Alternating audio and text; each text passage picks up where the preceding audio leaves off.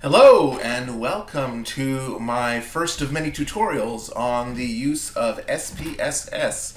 Hopefully it will help to provide a base point at which students can begin to use SPSS without too much difficulty.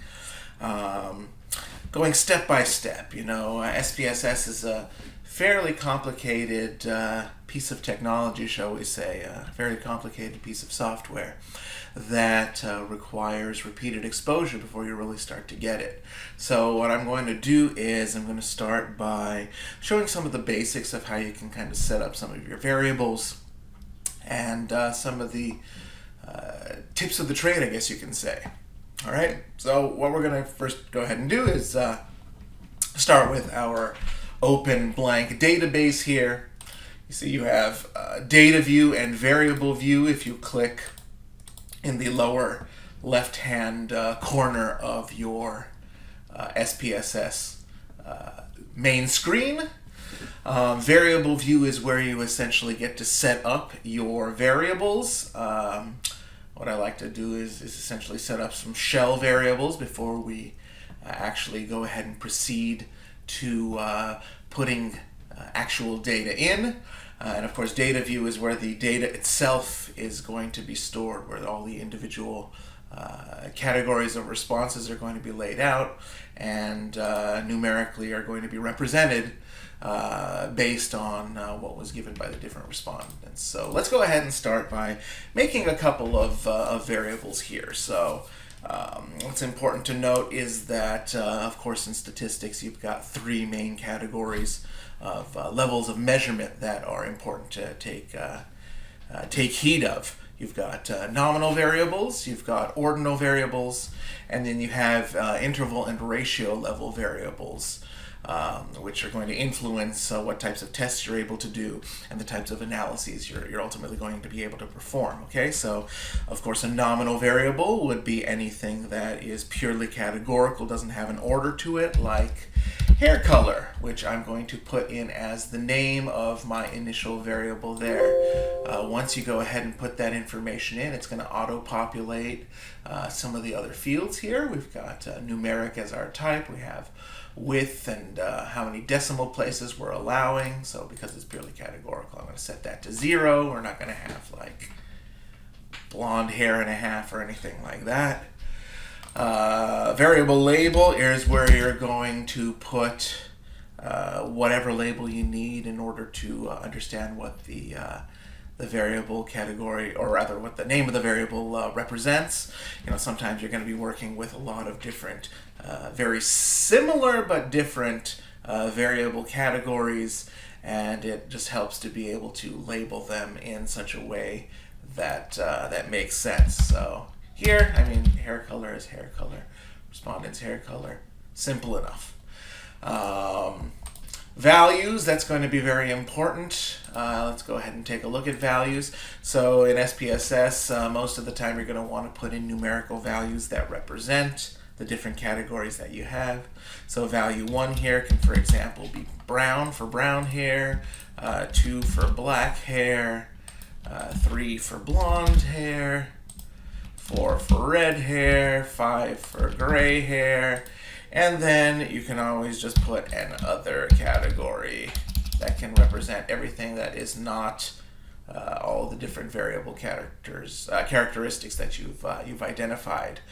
The reason it's important to sometimes have another category is because you always want to have both exhaustive and mutually exclusive categories. So this is part of that process of making sure you're being exhaustive. In case somebody has a completely different hair color from brown, black, blonde, red, or gray, they'll be able to list that information there. Then I'm going to go ahead and just click OK, and now you see those values are going to be there somewhat permanently. Missing is for any system missing values. If you're not getting responses from individuals on certain questions, or no responses whatsoever, they're a complete non-response from your sample, that's something you can assign particular values to as well. You got columns, which is 8. I'm going to leave that alone. alignment to the right measure, so we know that this is nominal level data, so we're going to go ahead and set that to nominal. Some of the databases that are available out there are notorious for getting it wrong. They call something, ordinal level data when there's clearly no order to it. So I wouldn't always trust this, but it helps perhaps to set it in advance so that you know what's going on. All right, next up, we're going to do about a nice class rank variable for our ordinal. So I'm going to set that to ordinal. So again, I'm going to go ahead and get rid of decimals for that one. We're going to say respondent's class rank. Then our options are going to be 1 for freshman, 2 for sophomore, 3 for junior,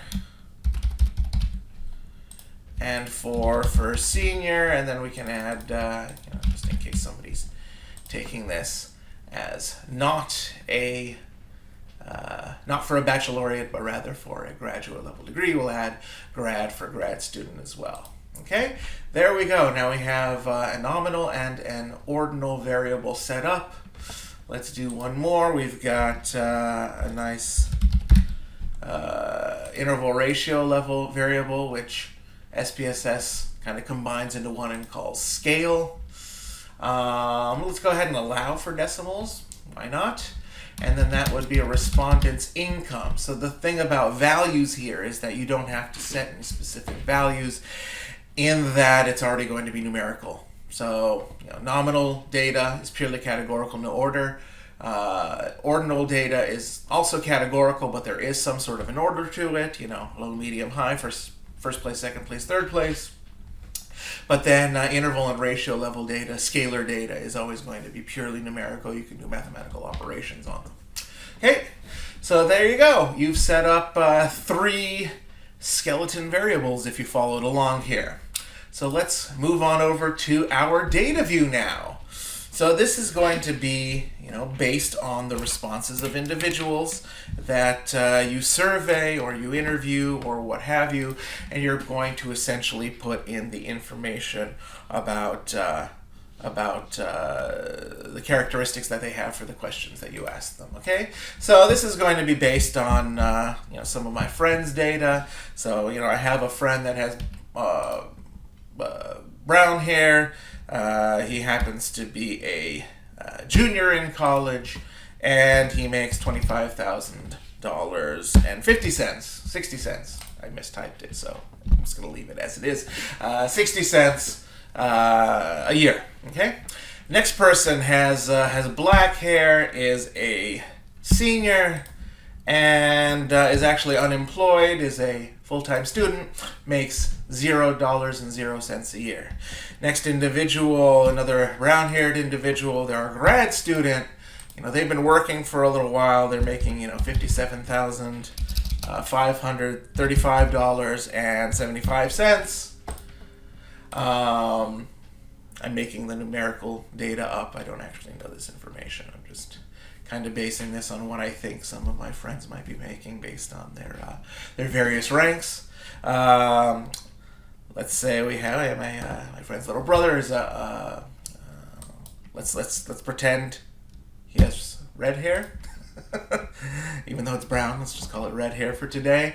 Freshman works a part-time job. Let's say $15,345.98 is that individual's salary. Okay, and then let's look at how about my mother. She's never taken any classes, so I'd characterize her as a freshman in college. She's on a fixed income, so doesn't make all that much money. I mean, it's probably about $29,000 a year, pretty much on the nose or something like that. That's not including the combined income of pensions and things like that, but let's go ahead and characterize it as such. Okay, so now we have 5 particular responses to our 3 variables. Okay, now let's see here. Are there any interesting tips and tools that we can take advantage of here at this stage of merely being able to put together some basic variables. I think if you're going to have any interesting things to follow along with and be able to utilize on a day-to-day basis, it would probably be in data view.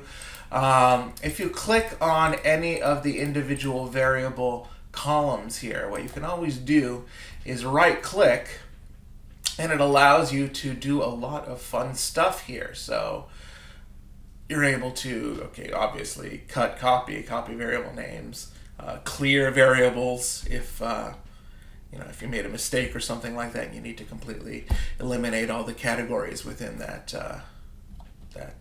response category.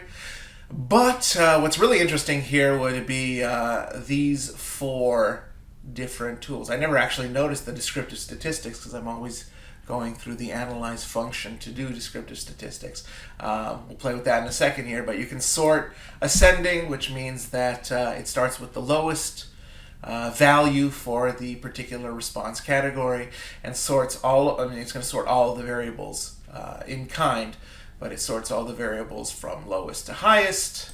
You can do sort descending, where it sorts from highest to lowest.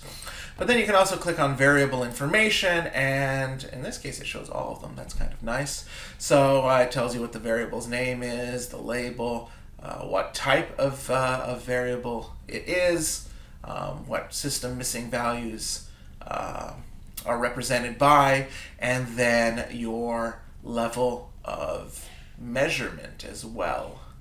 Okay, so that's that. Now I'm going to quickly just click on descriptive statistics. Oh, very cool. So it gives you some of the basic information about that variable doing a basic frequency distribution. So while we're here, we might as well discuss it. So here we go. This is obviously your output window. It's a new window that pops up anytime you do any type of analysis. And you'll see that you have N, which is of course the number of cases that you have, how many are valid, how many have missing responses. So 5 valid responses, 5 respondents, each giving appropriate responses to this particular variable.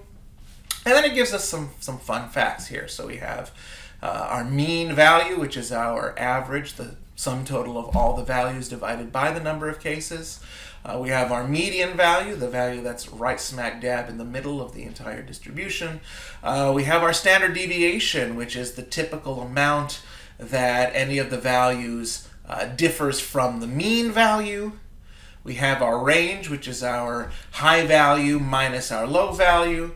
We have our minimum value, which in this case was 0, and then our maximum value, which was $57,535.75 in this particular case. Okay, so that will do it for this initial video. Go ahead and practice putting in some of your own variables. Maybe ask members of your family to come and participate. Give responses to some of the variable categories that you have listed. And see if you can't generate a nice frequency distribution simply by right-clicking on the data view and getting that information in. Where am I here? Okay. There it goes, output window. So go ahead and start with that. I'm going to be continuing in the series by doing some more of the basic descriptive statistics analyses that you can do. Perhaps I'm going to also throw in some graphical representation of some of the data that you're able to analyze. And eventually we're going to work our way up to the inferential statistics and be able to do some of the most advanced analysis in SPSS that would be required for a sociology or other behavioral science class. So looking forward to seeing you in the next video.